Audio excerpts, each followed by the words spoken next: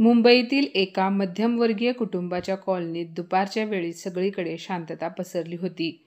अचानक शारदाताईंच्या घरातून त्यांची सून ज्योती मोठ्याने ओरडत घराबाहेर आली, कारण तिच्या साडीच्या पदराला आग लागली होती. "वाचवा, वाचवा, मला वाचवा, मी जळून मरणार आहे. माझ्यासोबत अन्याय झाला आहे. मला जिवंत जाळून मारायचं आहे या लोकांना." ज्योती मोठमोठ्याने ओरडत होती. "आई, तुम्ही असं का केलं माझ्याशी? मी तुमचं काय बिघडवलं होतं? माझ्या गरीब आईकडे इतके पैसे नाहीत की ती तुमच्या मागण्या पूर्ण करू शकेल."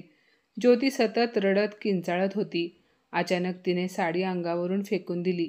कॉलनीतील लोक एकत्र जमले. त्यातील एक बाई धावत आली आणि तिने ज्योतीच्या अंगावर एक शॉल घातली. जमलेल्या लोकांनी शारदाताईंच्या घराबाहेर उभं राहून ओरडायला सुरुवात केली. "शारदाताई, बाहेर या. तुम्ही इतके घाणेरडे कृत्य करूच कशा शकता? हुंड्याच्या लालसेनं स्वतःच्या सुनेला जाळून मारताय का?" तेवढ्यात ज्योती संतापाने आणि कठोर आवाजात म्हणाली, "आई, आता बास. मी तुमचे खूप अत्याचार सहन केलेत. तुम्ही बघाच आता. मी तुमच्यावर कशी केस दाखल करते आणि तुमच्या मुलालाही तुमच्या या कृत्याबद्दल सांगते." शारदाताई थक्क होऊन उभ्या होत्या. त्यांना काही समजत नव्हते की काय बोलावं. त्या हात जोडून म्हणाल्या, "मी काही केलं नाही. मला खरंच काही माहिती नाही. मी तर आत माझ्या खोलीत होते. ही आग कशी लागली मला खरंच ठाऊक नाही." ज्योती आत गेली. तिने कपडे बदलले आणि बाहेर येऊन म्हणाली, "आई, मी तुम्हाला तुमच्या कर्माची शिक्षा नक्की मिळवून देईन." असे बोलून ती थेट पोलीस स्टेशनकडे निघून गेली. शारदाताई अवाक होऊन तिच्याकडे पाहत राहिल्या. कॉलनीतील लोक त्यांना दोष देऊ लागले, शिव्या द्यायला लागले. काही महिला तिथेच थांबल्या, जेणेकरून शारदाताई पळून जाऊ नयेत. शारदाताईंचे काळीज धडधडायला लागलं. त्या रडत म्हणाल्या, "अरे, मी तुम्हाला कसं सांगू? मी काहीच केलं नाही. मी या कॉलनीत 2-3 वर्षांपासून राहतीये. तुम्ही सगळे मला ओळखताना मी आजपर्यंत कधी माझ्या सुनेवर मोठ्या आवाजात बोलले देखील नाही." त्यावर एक बाई म्हणाली, "आम्ही तर तुला चांगली स्त्री समजत होतो, पण हाच आहे का तुझा खरा चेहरा?" शारदाताईंचे डोळे पाण्याने भरले. 2 तासांनी पोलीस आले आणि शारदाताईंना अटक करून घेऊन गेले. त्या रडत म्हणत होत्या, "मी काही केलं नाही. ती खोटं बोलत आहे." पण लेडी पोलीस अधिकारीने तिला 2-3 चापटा मारल्या आणि म्हणाली, "हुंड्याचे लालची म्हातारी, स्वतःच्या सुनेला जिवंत जाळायला निघाली होतीस. आता बघ तुला किती कठोर शिक्षा मिळेल." पोलिसांनी शारदाताईंना लॉकअपमध्ये टाकलं. संध्याकाळी प्रसाद घरी आला तेव्हा ज्योतीने रडत रडत घडलेला सगळा प्रकार सांगितला. पण प्रसादला काही विश्वास बसत नव्हता की त्याची आई असं काही करू शकते. तो ज्योतीला समजावत म्हणाला, "हे बघ ज्योती, माझी आई असं कधीच करू शकत नाही. आईने मला लहानपणापासून एकटीने वाढवलं आहे. मी आईला खूप चांगलं ओळखतो. ती पैशांची लालची अजिबात नाही. नक्की काहीतरी वेगळं प्रकरण आहे. मला आता लगेच आईला भेटलं पाहिजे." ज्योती प्रसादला समजावण्याचा प्रयत्न करत राहिली, पण प्रसाद तिचे एकही ऐकून घेत नव्हता. तो थेट आपल्या आईकडे म्हणजे शारदाताईंना भेटायला गेला. शारदाताई लॉकअपच्या आत भिंतीला टेकून बसल्या होत्या. त्यांचे डोळे मिटलेले आणि डोळ्यातून अश्रू वाहत होते. तिथे त्यांच्यासोबत अजून काही कैदी स्त्रिया होत्या, ज्या त्यांना रडताना पाहून उपहासाने म्हणत होत्या, "बघा ग बायांनो, आता ह्या म्हातारीची अर्धी लाकडं पुढे गेली, पण ह्या लालजीबाईचा लोभ अजून संपलेला नाही." अशा टोमण्यांनी शारदाताईंच्या मनाला खूप यातना होत होत्या. तेवढ्यात प्रसाद तिथे आला. त्याने "आई" अशी हाक मारली. शारदाताई धावत गेल्या आणि रडत म्हणाल्या, "बाळा, मी काहीच केलं नाही. मला माहिती नाही ज्योती असं का करते आहे. जेव्हा हे सगळं घडलं तेव्हा मी तर माझ्या खोलीतच होते." प्रसादच्या डोळ्यात पाणी आले. त्याने आईचा हात हातात घेतला आणि भावूक होऊन म्हणाला, "मला माहिती आहे आई, तू काही केलं नाहीस, पण मी तुला इथून बाहेर काढल्याशिवाय शांत बसणार नाही." तेवढ्यात तिथल्या कॉन्स्टेबलने सांगितलं, "तुमच्या भेटीचा वेळ संपला आहे." प्रसाद आपल्या आईकडे उदास नजरेने पाहत बाहेर निघून गेला. शारदाताई लॉकअपच्या गजांमधून हात पुढे करून आपल्या मुलाला जाताना पाहत राहिल्या. त्यांच्या डोळ्यातून अश्रूंचा ओघ थांबत नव्हता. शारदाताईंचे लग्न खूप लहान वयात झाले होते.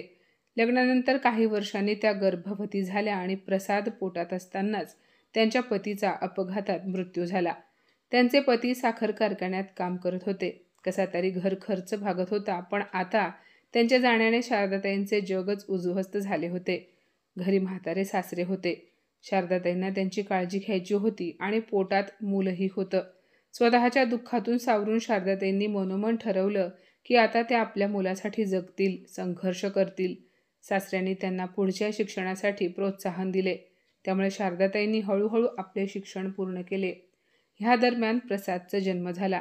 प्रसादच्या जन्मानंतर शारदाताईंनी लोकांच्या घरात कामाला जाणे सुरूच ठेवले. दिवसा घरांची कामं आणि रात्री अभ्यास हा त्यांचा नित्यक्रम होता. काही काळाने सासरेही गेले आणि शारदाताईंची जबाबदारी आणखी वाढली. कडेवर लहान मूल घेऊन त्या घरोघरी काम करत राहिल्या. इतक्या संघर्षानंतर त्यांनी आपल्या मुलाला शिकवलं, वाढवलं आणि इतकं सक्षम बनवलं की आज तो सरकारी अधिकारी झाला होता. शारदाताईंना आपल्या मुलाबद्दल खूप आनंद आणि अभिमान वाटत होता. त्यांचा संघर्ष व्यर्थ गेला नव्हता. प्रसादला नोकरी मुंबईला लागली होती म्हणून तो आईला घेऊन मुंबईला आला.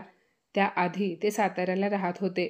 मुंबईला आल्यावर काही महिन्यातच प्रसाद त्याच्या घराजवळ राहणाऱ्या एका मुलीच्या म्हणजे ज्योतीच्या प्रेमात पडला आणि त्याने ही गोष्ट आपल्या आईला सांगितली. शारदाताई देखील आनंदाने या लग्नाला तयार झाल्या. लग्नानंतर काही दिवस सगळं सुरळीत चाललं. ज्योतीबद्दल शारदाताईंना काही तक्रार नव्हती. पण हळूहळू ज्योतीच्या मनात सासूबद्दल कटुता वाढू लागली.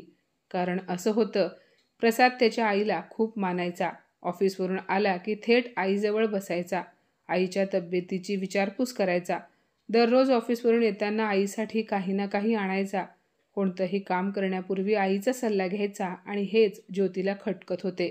ज्योतीला प्रेम, सन्मान सगळं काही मिळत होतं, पण तिला प्रसादवर पूर्ण अधिकार हवा होता.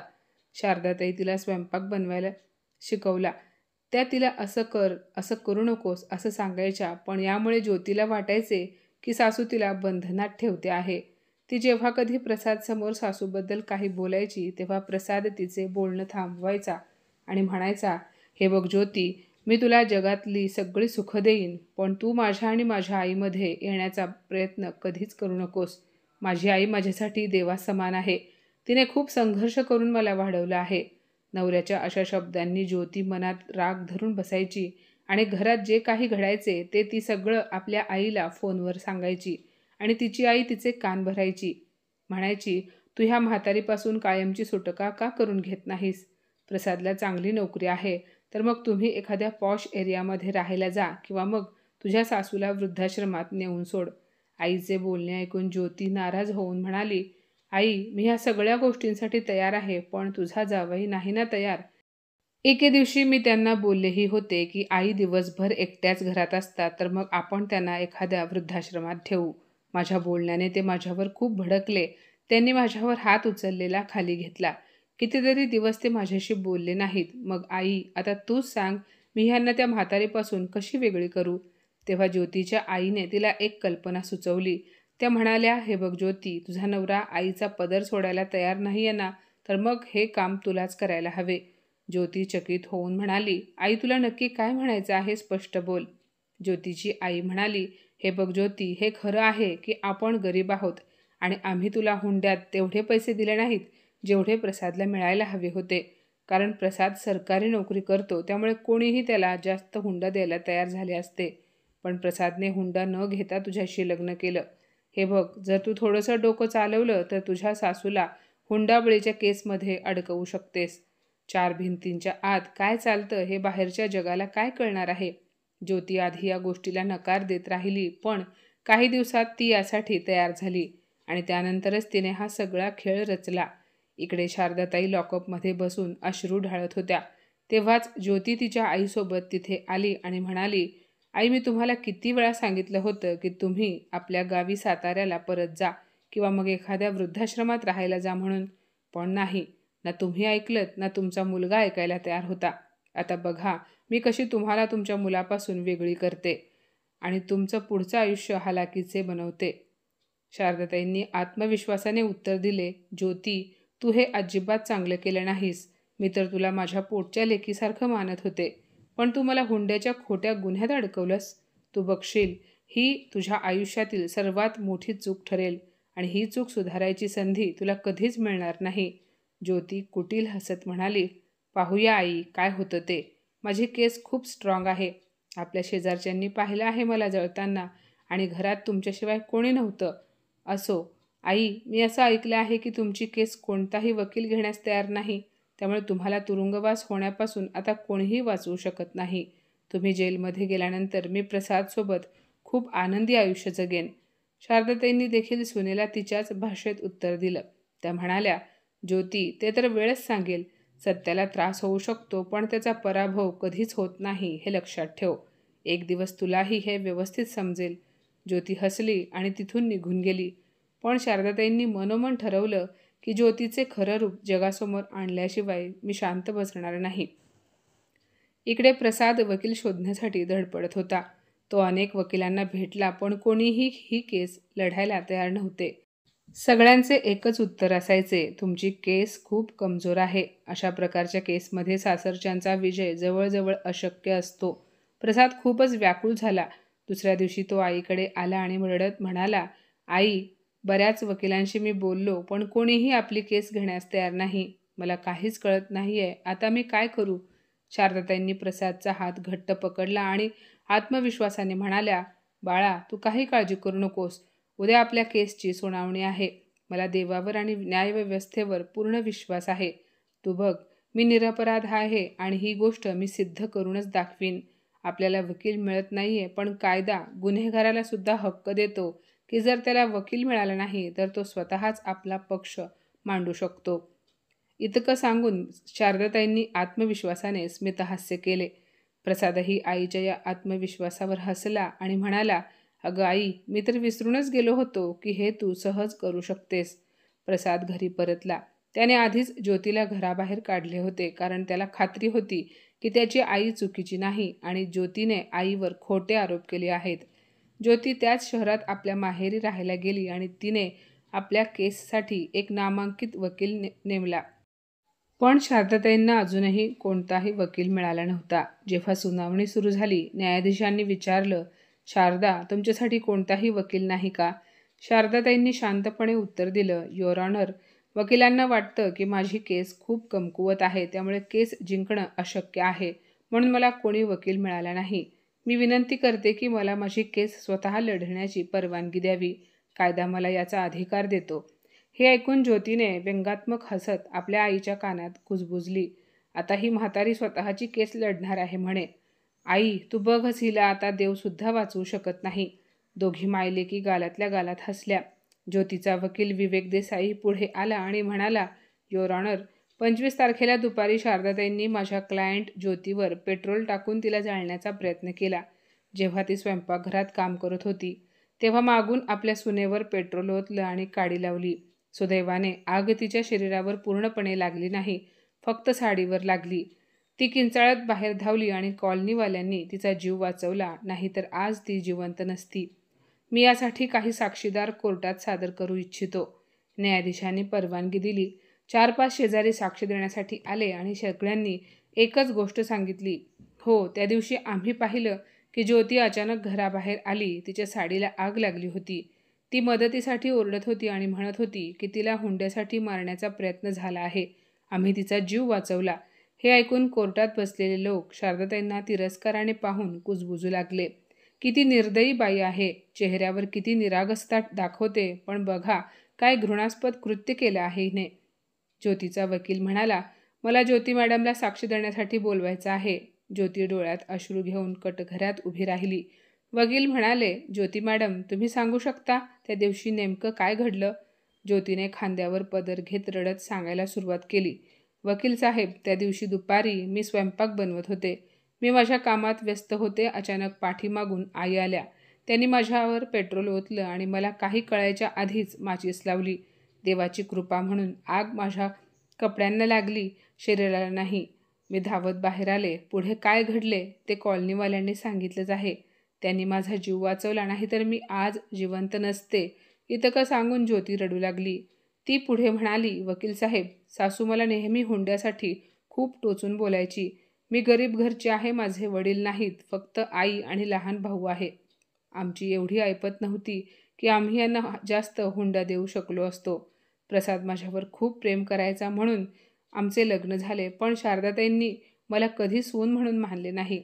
मला त्या नेहमी म्हणायच्या, जा तुझ्या माहेरहून 2 लाख रुपये आण, तुझ्या आईने माझ्या मुलाला सोन्याची चेनसुद्धा दिली नाही. जा चेन घेऊन ये. त्या मला धमक्या द्यायच्या की तुला जाळून मारून टाकीन, पण मला वाटलं नव्हतं की त्या खरंच असं काही करतील. हे सांगून ज्योती रडू लागली. न्यायाधीशांनी तिला बसायला सांगितलं आणि शारदाताईंना आपली बाजू मांडायला सांगितलं. शारदाताई शांतपणे म्हणाल्या, मला ज्योतीला काही प्रश्न विचारायचे आहेत. न्यायाधीशांनी परवानगी दिली. शारदाताईंनी विचारलं, तू म्हणतेस की मी तुझ्यावर पेट्रोल ओतलं आणि आग लावली. मला सांग, असं कोणतं पेट्रोल असतं की ज्यामुळे फक्त साडीचा पदर जळतो, शरीराचा कुठलाही भाग भाजत नाही? जज साहेब, तुम्ही स्वतः पहा, तिच्या शरीरावर कुठेही भाजल्याची एकही जखम आहे का? पेट्रोलने लागलेली आग तर क्षणात सगळं शरीर व्यापते. ज्योती थोडी गोंधळली आणि म्हणाली, जेव्हा तुम्ही पेट्रोल ओतत होतात तेव्हा मी थोडी बाजूला सरकले, त्यामुळे पेट्रोल फक्त माझ्या साडीच्या पदरावर पडलं. शारदाताईंनी विचारलं, आत्ताच तू म्हणालीस की मी मागून तुझ्यावर पेट्रोल ओतलं, मग तू मला मागून येताना कसं पाहिलंस? ज्योती गप्प राहिली. शारदाताई पुढे म्हणाल्या, ठीक आहे, मला कॉलनीवाल्यांना बोलवायचं आहे. न्यायाधीशांनी मान्यता दिली. शारदाताईंनी विचारलं, जेव्हा ज्योती आग लागलेल्या अवस्थेत घराबाहेर आली तेव्हा तुम्ही तिच्या शरीरावर, केसांवर पेट्रोल पाहिलं का? साक्षीदार म्हणाले, नाही. तिच्या शरीरावर कुठेही पेट्रोल किंवा भाजल्याचे दिसत नव्हते. फक्त साडीचा पदर जळलेला होता. शारदाताई म्हणाल्या, जज साहेब, माझ्याकडे काही वैद्यकीय अहवाल आहेत. माझा एक हात सारखा थरथरतो. मी इतक्या झपाट्याने माचीस पेटवूच शकत नाही. आणि दुसरी गोष्ट म्हणजे ज्योतीचे वय अंदाजे 30 वर्ष आहे आणि माझं 65. मी जर तिच्यावर पेट्रोल ओतायला गेले असते तर तिने माझा प्रतिकार केला नसता का? ती गप्प उभी राहिली असती का? शारदाताईंच्या या मुद्द्याने न्यायाधीश प्रभावित झाले. कोर्टात बसलेल्यांची मतही बदलू लागली. ज्योतीला धक्का बसला. इतक्या तर्कशुद्ध पद्धतीने शारदाताई युक्तिवाद करत आहेत हे तिच्या विश्वासात बसत नव्हतं. त्या दिवशी सुनावणी संपली आणि पुढच्या तारखेला निर्णय ठरवण्यात आला. नंतर ज्योती रागाने आपल्या वकिलाच्या केबिनमध्ये गेली आणि म्हणाली, तुम्ही काय करत होतात? जेव्हा ती एवढं बोलत होती तेव्हा तुम्ही काहीच प्रत्युत्तर दिलं नाही. वकील म्हणाला, ज्योती मॅडम, ती जे काही बोलत होती ते सगळं अगदी तर्कशुद्ध होतं. मी मध्ये बोलून काय आक्षेप घेतला असता? आणि दुसरी गोष्ट, शारदाताई एवढ्या सखोल तयारीनं केस कशा लढत आहेत? एक साधी 65 वर्षांची गृहिणी एवढा कायदा जाणत नाही. तुम्ही मला तिच्या भूतकाळाबद्दल सगळं सांगितलेलं नाही, बरोबर? ज्योती म्हणाली, मी जे काही माहिती होतं ते सगळं सांगितलं. त्या गृहिणी आहेत आणि घरकाम करतात इतकंच माहिती होतं. वकील म्हणाला, नाही, काहीतरी आहे. एक गोष्ट सांगा, त्या या आधी साताऱ्यात राहायच्या ना? ज्योती म्हणाली, हो. 2 वर्षापूर्वी प्रसादच्या नोकरीमुळे त्या इथे आल्या. वकील लगेचच साताऱ्याच्या कोर्टातील आपल्या ओळखीच्या वकिलांना फोन करू लागला. काही वेळाने त्याचा चेहरा गंभीर झाला. त्याने फोन ठेवला आणि रागाने ज्योतीकडे पाहून म्हणाला, तुम्हाला काहीच माहिती नाही. तुमच्या सासूबाई सातारा हायकोर्टात 10 वर्ष वकील होत्या. त्या आजही तिथल्या वकिलांच्या आदर्श मानल्या जातात. तुम्ही 6 महिने त्या घरात राहिलात आणि तुम्हाला हे कधीच समजलं नाही. तुम्ही तर मलासुद्धा फसवलं. मी आजवर एकही केस हरलो नाही, पण आता? असं म्हणत वकील डोकं धरून बसला. हे ऐकताच ज्योतीचा चेहरा पांढरा पडला. ती थरथर कापू लागली. ज्या सासूला ती अडाणीबाई समजत होती ती तर एक परिपक्व वकील निघाली. केसची पुढची सुनावणी आली. बराच काळ दोन्ही बाजूंमध्ये वाद झाला, पण शारदाताईंचे तर्क आणि अनुभव भारी पडले. शेवटी शारदाताई म्हणाल्या, जज साहेब, मी शेवटचा पुरावा दाखवू इच्छिते, ज्यामुळे आजच या केसचा निकाल लागेल. त्यांनी लॅपटॉप उघडला आणि काही तरुण विद्यार्थ्यांसह कोर्टात दाखवला. त्या म्हणाल्या, जज साहेब, ज्योती म्हणते की मी जेव्हा तिला आग लावली तेव्हा मी माझ्या खोलीतून ऑनलाईन क्लास घेत होते. हा लाईव्ह व्हिडिओ आहे आणि हे माझे विद्यार्थी त्या ऑनलाईन क्लासला उपस्थित होते. मग मला सांगा, जर मी क्लास घेत होते तर मी तिला आग कशी लावू शकले असते? सगळे थक्क झाले. ज्योतीला चक्कर आली. केसच नव्हे तर आता तिचे संपूर्ण आयुष्य तिच्या हातातून निसटत होते. पुढच्या तारखेला निकाल लागला. शारदाताईंना निर्दोष ठरवण्यात आले. त्या म्हणाल्या, जज साहेब, मी नेहमीच निरपराध होते, पण या खोट्या आरोपांमुळे मला किती दिवस अपमान सहन करावा लागला. समाजात माझा मान केला तो वेगळा, आणि जिने माझ्यावर खोटी केस केली ती तर आता शांतपणे निघून जाईल, पण माझा समाजात जो अपमान झाला त्याची भरपाई कोण देणार? न्यायाधीशांकडे शारदाताईंच्या ह्या प्रश्नांची काही उत्तरं नव्हती. त्या दिवशी संपूर्ण न्यायालय शारदाताईंसाठी उभं राहून टाळ्या वाजवू लागलं. ज्योती तिथेच बसून अश्रू ढाळत होती. प्रसाद धावत आपल्या आईकडे गेला आणि त्याने आईला मिठी मारली. तो आनंदाने म्हणाला, आई तू तर कमाल केलीस. मला वाटलं होतं की 10 वर्षानंतर तू केस कशी लढशील, पण तू तर सगळ्यांना दाखवून दिलंस. शारदाताई प्रसादचा हात धरत म्हणाल्या, बाळा लढाई तर मी आयुष्यभरच केली आहे आणि प्रत्येक लढाईत मी जिंकले आहे. मग ती आयुष्याची असो किंवा खोट्याच्या विरोधातली. तेवढ्यात ज्योती तिथे आली आणि शारदाताईंचे पाय धरून रडू लागली. आई मला माफ करा. माझ्याकडून फार मोठी चूक झाली. माझ्या आईने मला तुमच्या विरोधात भडकवलं होतं. ती मला प्रसादसोबत वेगळा संसार थाटायला सांगत होती. पण मी हे विसरले की प्रसादची दुनिया तुमच्याशिवाय नाही. मला एक संधी द्या आई. मी पुन्हा कधीही तक्रारीचे कारण बनणार नाही. हे ऐकून शारदाताई थोड्या मागे सरकल्या आणि शांतपणे म्हणाल्या, तुला आयुष्य माझ्यासोबत नाही तर प्रसादसोबत घालवायचं आहे. तू माझ्यासोबत काय केलं याने मला काही फरक पडत नाही. जर प्रसाद तुला स्वीकारू शकतो तर ठीक आहे. त्यासाठी तुला माझी नाही प्रसादची परवानगी लागेल. ज्योती काही बोलायच्या आतच प्रसादने तिला उत्तर दिलं, तू माझ्याकडून अशी अपेक्षा करू नकोस की मी तुला पुन्हा माझ्या आयुष्यात येऊ देईन. तू माझ्या आईवर इतका घाणेरडा आरोप लावलास. हुंडाबळीची खोटी केस तू दाखल केलीस. पण आता मी तुझ्याविरुद्ध एक खरी केस दाखल करेन घटस्फोटासाठी. असे बोलून प्रसाद आपल्या आईला घेऊन तिथून निघून गेला. ज्योती कटघरात उभी राहून रडत राहिली, कारण तिने प्रसादसारखा नवरा आणि सोन्यासारखा संसार आईच्या सांगण्यावरून उद्ध्वस्त केला होता. मित्रांनो, प्रसादने ज्योतीला घटस्फोट देण्याचा निर्णय घेऊन योग्य केले की अयोग्य नक्की सांगा. तर माझ्या मित्रमैत्रिणींनो, आजची ही कथा तुम्हाला कशी वाटली कमेंटमध्ये नक्की सांगा आणि अशाच नवनवीन कथा ऐकण्यासाठी प्रज्ञा मराठी स्टोरीजला नक्की सबस्क्राईब करा. धन्यवाद.